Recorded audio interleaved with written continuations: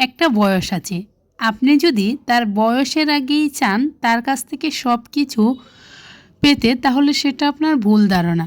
মানুষের বয়সের আগে কোনো কিছুই শিখতে পারে না।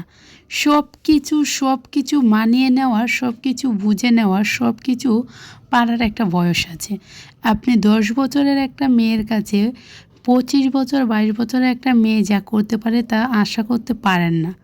তাকে সময় দেন, সুযোগ দেন, বোঝার মতো ক্যাপাসিটি দেন, সে যেন বুঝতে পারে। কারণ মানুষকে বয়সও অনেক কিছু শেখায়, যেটা অল্প বয়সে শেখা কখনোই সম্ভব না।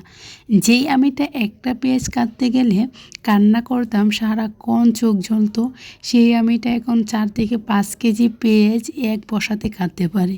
সেটা শুধু বয়সের ব্যবধান। তাই যার কাছে যেটা আশা করবেন সেটা আগে ভেবে নেবেন সে পারবে কি না।